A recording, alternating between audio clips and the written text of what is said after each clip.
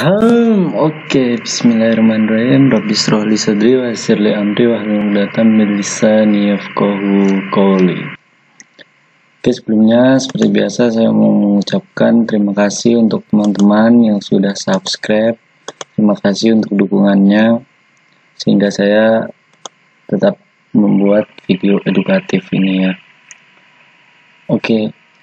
Di video-video sebelumnya kita sudah belajar tentang struktur percabangan, kemudian kita juga sudah belajar struktur perulangan juga.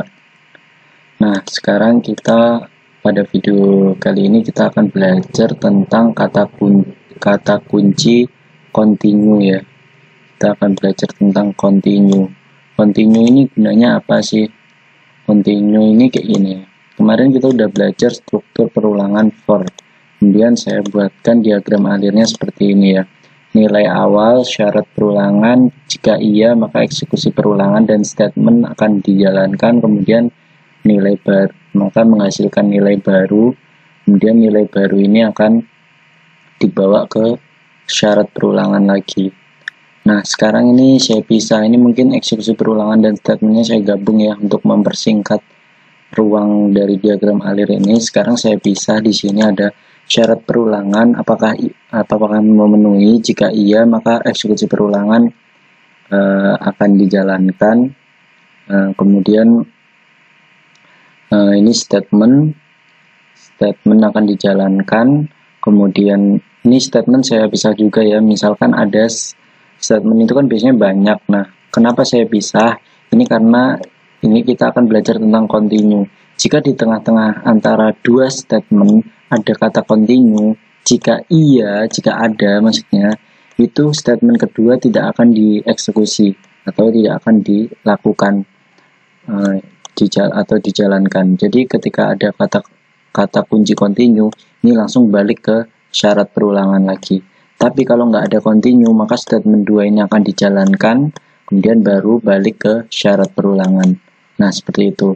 Nah, supaya teman-teman tidak bingung, saya sudah membuatkan programnya di sini. Teman-teman bisa lihat, ini adalah program yang berusaha untuk maksudnya program yang menjelaskan tentang saran untuk perbaikan nilai gitu, misalnya remedi gitu. Ini di sini saya menuliskan untuk mendapatkan nilai A, nilai Anda minimal harus 8. Kemudian normalnya batas maksimal nilai remedi adalah 6. Nah, untuk mata kuliah yang diampu dosen-dosen yang tidak membatasi nilai remedi, ini jadi ceritanya itu kalau kita mau dapat nilai A, itu nilainya harus 8 minimal. Nah, tapi biasanya kalau kita misalkan remedi itu maksimal tuh nilainya 6 gitu, nggak bisa full sampai 10 gitu. Beda dengan ujian yang pertama. Kalau ujian yang pertama nilai maksimal 10, kalau remedi itu paling besar itu 6 nilainya. Nah, tapi ada juga dosen-dosen yang nggak menghiraukan adanya batas ini. Makanya di sini saya sampaikan untuk mata kuliah yang diampu dosen-dosen yang tidak membatasi nilai remedi.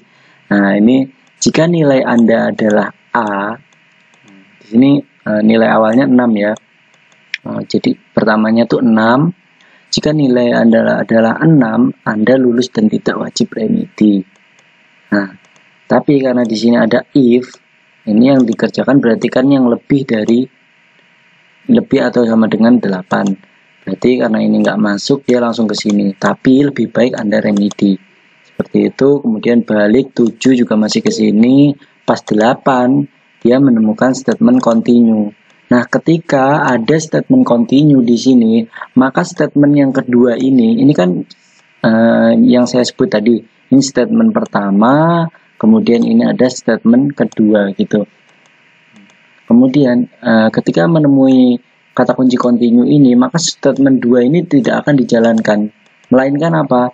Dari continue ini baris ke-18, dia akan langsung balik lagi ke perulangannya, ke for lagi.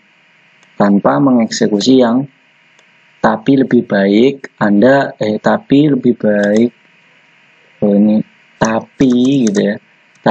lebih baik Anda remedi gitu. Tapi Anda lebih baik remedi. Tapi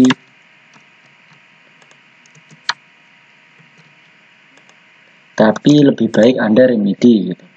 Ini supaya teman-teman nggak ngawang, langsung kita simulasikan aja ya di simulatornya. Nah, seperti ini kita paste di sini, compile. Ini agak panjang ya tulisannya. Besarkan dulu. Nah, ini untuk mendapatkan nilai A, nilai Anda minimal harus 8. Normalnya batas maksimal nilai untuk mata kuliah yang diampu dengan dosen yang tidak membatasi nilai. Nah, ini nilai 6 sampai 7 lebih baik remedi. Nah, ini kan ada Anda lulus dan tidak wajib remedi, tapi lebih baik Anda remedi. Nah, kemudian jika nilainya udah 8, kan udah jelas A nih, 8 sampai 10. Ini di sini kita tidak mencantumkan pesan tapi lebih baik Anda remedi karena nilainya memang sudah A.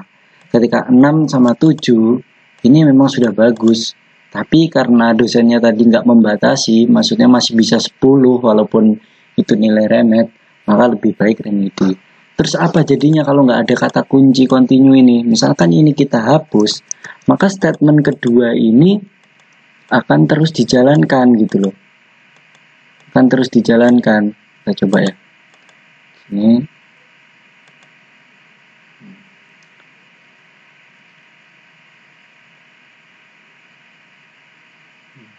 Enam, tapi lebih baik Anda remedi.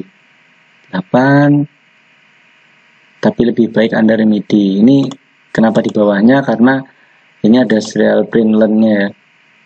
Nah, ini 9-nya ini tetap ada gitu loh. 10-nya ini tetap ada. Nah, tetap ada tapi lebih baik Anda remedi. Padahal seharusnya ketika kita pasang continue, ini statement 2 ini di angka 8, 9, 10 itu tidak ada. Nah, kurang lebih seperti itu. Fungsi kata kunci continue ya di sini. Continue. Nah, fungsi kata kunci continue di sini. Kita pasang lagi kata kunci continue-nya.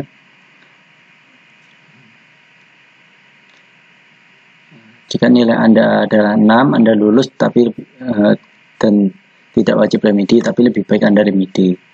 8, 9, 10 dia nggak ada karena di sini ada kepotong sama kata kunci continue tadi. Nah,